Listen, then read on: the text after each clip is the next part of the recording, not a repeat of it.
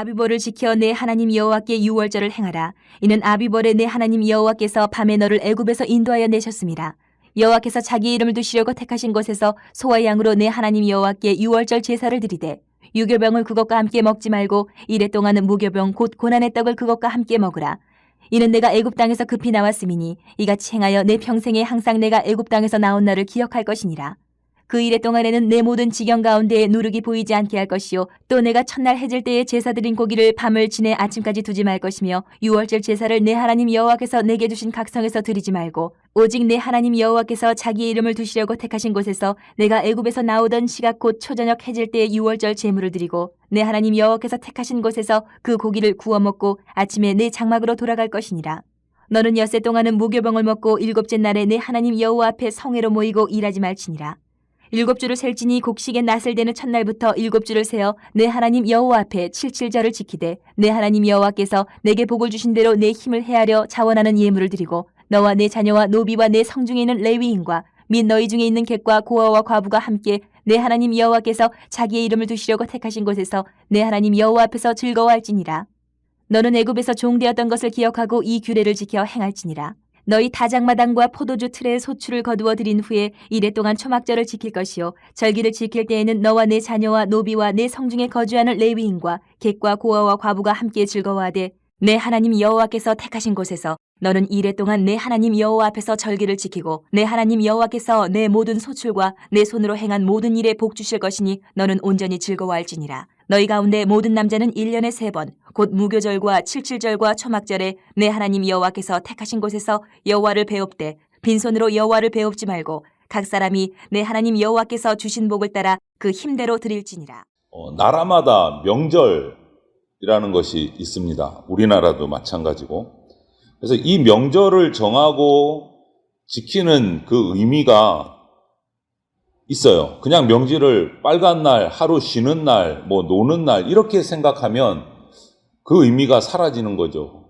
명절을 정했다라는 것은 그 명절에 뭔가 가지는 의미가 있다라는 거죠. 그것을 알고 그 명절을 잘 지키는 것이 우리에게 유익합니다. 이스라엘 백성에게도 마찬가지입니다. 명절이 많이 있지만 그 중에 정말 하나님께서 중요하다라고 말씀하신 꼭 지켜야 되는 명절이 오늘 세 명절이 등장을 해요. 유월절, 칠칠절, 초막절. 3대 절기예요. 이스라엘의 절기가 있지만 그 중에 1, 2, 3대 절기를 뽑으라면 바로 오늘 나오는 유월절, 칠칠절, 초막절 이 세 절기예요. 이 절기 의미를 오늘 이 본문에서 우리가 살피면서 이 이스라엘에 하나님이 주신 이 세 가지 3대 절기가 오늘 그리스도인인 우리에게 주는 의미가 뭔지를 우리가 한번 살펴보면 좋겠습니다.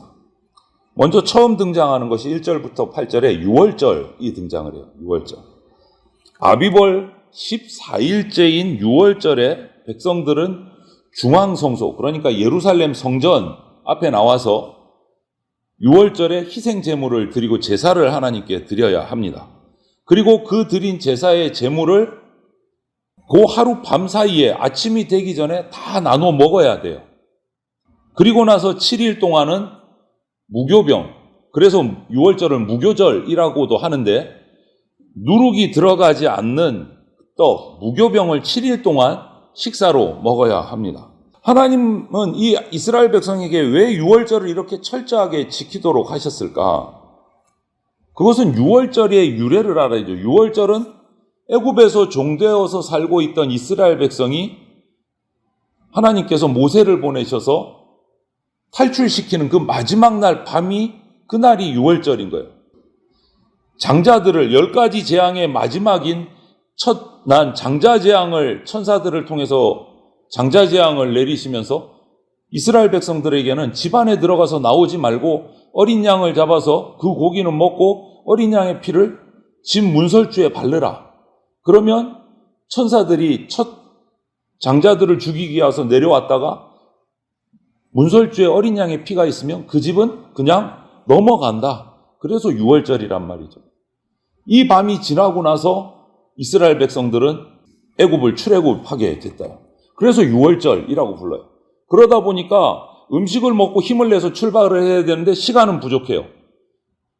누룩을 넣어서 빵을 발효시켜서 빵을 만들 시간이 없으니까 누룩 없이 그냥 반죽해서 구워서 먹고 어린 양을 잡아서 고기를 구워서 그냥 먹고 출발했단 말이에요.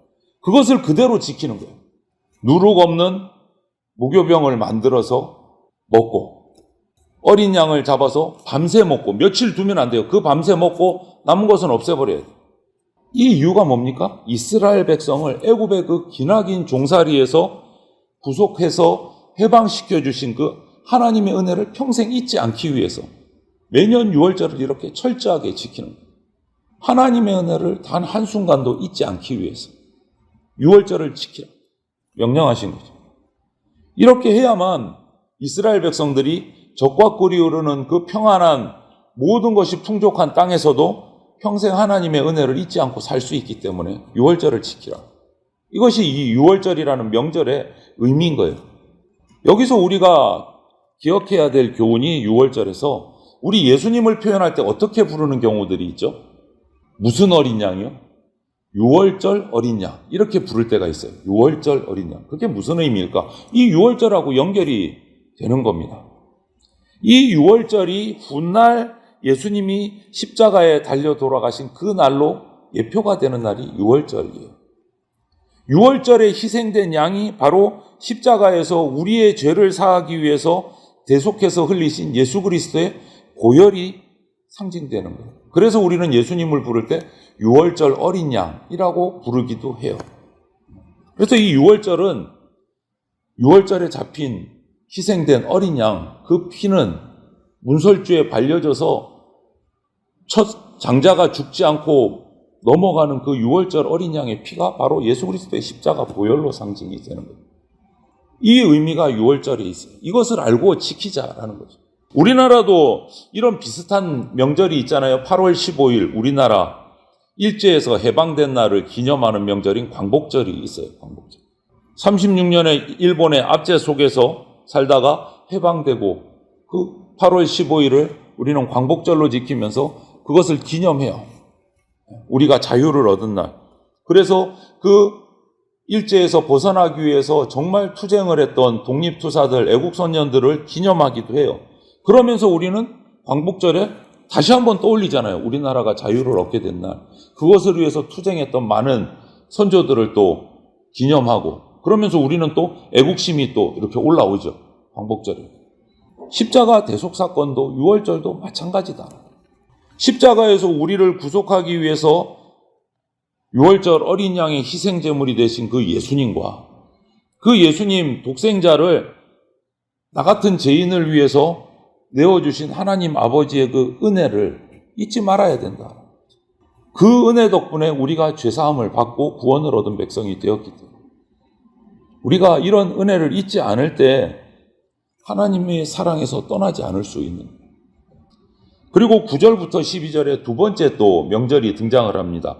77절 이렇게 불러요. 77절은 맥추절이라고도 하는데 이것은 추수할 곡식에 이제 추수할 때가 돼서 보리를 추수할 때가 돼서 낫을 대는 날부터 7주간이 지난 날, 7주간이 지나고 맞이하는 날, 그러니까 77, 49하고 그 다음 날 50일째 되는 날, 이날 77절을 지켜요. 그래서 이날은 50일째가 되는 날, 그래서 오순절이라고도 불러요. 그러니까 77절, 맥추절, 오순절이 같은 명절이에요. 같은 날이에요. 이 명절에도 역시 마찬가지. 이스라엘 백성들은 예루살렘 성전 앞으로 나와서 예물을 드립니다. 그리고 그 드린 예물을 나눠요. 자기 혼자 끝나는 것이 아니라 오늘 어떻게 나눕니까? 레위인과 가족 전체와 노비와 객과 고아와 과부와 함께 하나님 앞에 예배하면서 같이 나누고 축하해요. 기뻐하고 잔치를 벌려요. 왜? 보리를 거뒀어요. 수확을 한 거예요. 추수를 하고 그 기쁨을 하나님께 감사로 예물을 드리고 그리고 주위에 있는 모든 연약한 이웃들까지 다 또 하나님의 성소를 섬기는 레위인까지 다 함께 초대해서 같이 잔치를 벌리는 날인 거예요. 이 77절은. 이 77절의 의미도 역시 마찬가지입니다. 애굽에서 종살이 할 때는 자기 땅이 없었어요. 애굽 사람들에게 그냥 노예 생활한 거지. 애굽 사람들에게 농사를 지어주고 수탈당하고 그러다가 하나님의 은혜로 해방이 돼서 가나안 땅에 들어와서 유업을 받아서 거기서 자신들의 소산이 생겨서 하나님 앞에 감사로 드리는 것. 이게 7.7절의 의미다라는 거죠. 즐거운 추수의 날에 가장 먼저 수확한 것을 가지고 하나님께 감사하고 예배하라고 명하십니다. 그리고 그 받은 추수의 복을 혼자만 누리고 혼자만 즐거워하는 게 아니고 주위의 모든 이웃들, 주님을 섬기는 레위인과 또 어려운 이웃들과도 다 나누면서 함께 기뻐하라. 이것이 7.7절, 맥추절, 오순절의 의미다라는 거예요. 여러분, 하나님이 우리에게 많은 물질이나 세상에 큰 열매를 주시는 경우들이 있고 1년을 살아가면서 우리에게 주시는 소득들이 있어요. 하나님이 주시는 것. 이것을 전부 다 하나님이 주셨다라는 것을, 그 은혜를 우리가 잊지 말고 감사해야 된다. 그리고 내가 하나님께 받은 것이기 때문에 나눌 줄 알아야 된다라는 거죠. 이게 7.7절 맥추절의 의미예요. 그리고 3대 절기에 또 한 가지, 오늘 13절부터 17절에는 초막절, 다른 이름으로 장막절이라는 명절이 등장을 해요. 이때는 성경을 기록을 찾아보면 절기가 대추, 포도, 올리브 이런 열매들을 거두는 시기입니다. 이 초막절, 장막절 때는. 이때도 마찬가지예요. 이 세 절기가 다 마찬가지인 것도 이 초막절 때도 모든 백성이 예루살렘 성전 앞으로 나와야 돼요. 그리고 7일을 또 지켜요. 7일 동안 지키면서 하나님이 베푸신 복에 감사를 합니다. 그런데 이 초막절은 왜 초막절이냐? 이스라엘 백성이 6월절을 지내고 광야로 나와서 40년을 생활하는 동안 집도 아무것도 자기 재산도 없이 떠돌아다니잖아요. 그때 초막을 짓고 살았어요. 40년. 그것을 기념하고 잊지 않기 위해서, 그때도 우리에게 먹을 것을 주시고 마실 것을 주신 하나님을 잊지 않기 위해서 7일 동안 지키는데 집을 놔두고 집 마당이나 밖으로 나와서 초막을 짓고 7일 동안 생활을 합니다. 7일 동안.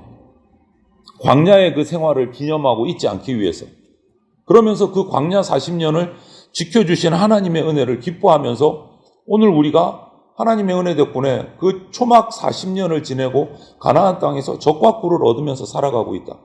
그래서 대추, 포도, 올리브 이런 것들을 거둔 그 초막절기에 초막의 7일을 살면서 또 감사의 예배를 드리고 또 성소에 나와서 하나님의 말씀을 듣게 됩니다. 오늘 보니까 특별히 7년마다 돌아오는 안식년의 초막절 때는 모든 백성이 특별히 중앙성소로 예루살렘 성전으로 나오는데 그때는 율법을 낭독해야 돼요. 율법. 말씀을 듣고 읽고 하는 거예요.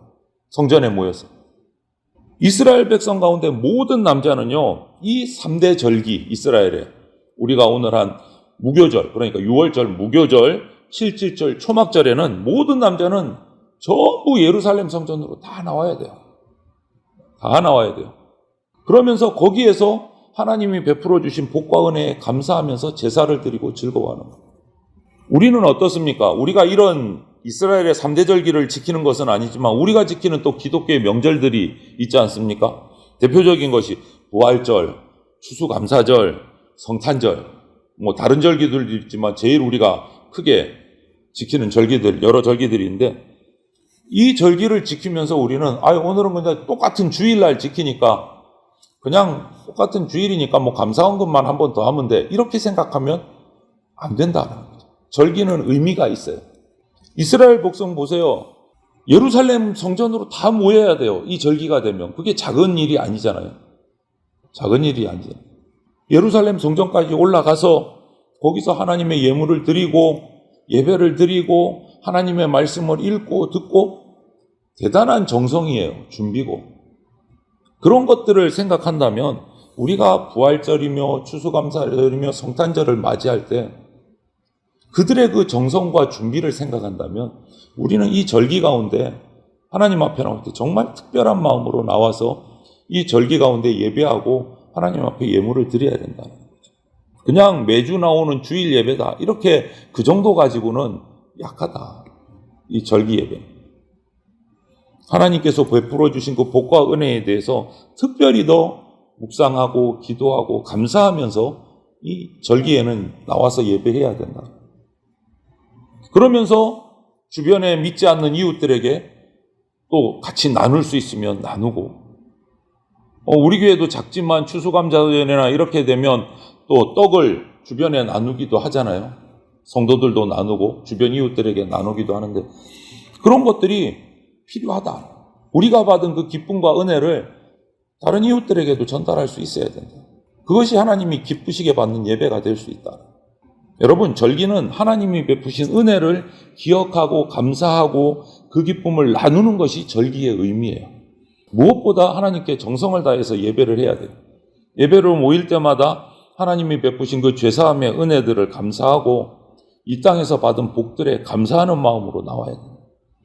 그리고 우리가 받은 복과 은혜를 또 이웃들에게 나눌 수 있어야 됩니다. 이것이 주님으로부터 은혜를 받은 우리 그리스도인 성도들이 마땅히 실천해야 되는 삶의 예배인 거예요. 그래서 오늘 우리 이스라엘의 3대 절기, 무교절, 칠칠절, 초막절의 이 규례들, 그 가운데 하나님이 명하신 이 의미들을 기억하시면서 오늘 하루도 우리의 삶 속에서 예배당에 나왔을 때만 예배가 아니고 우리 일상의 삶 속에서도 이렇게 사랑을 나누고 은혜를 나누는 삶의 예배를 우리가 드리는 성도들이 다 되시기를 주님의 이름으로 축원을 드립니다. 아멘.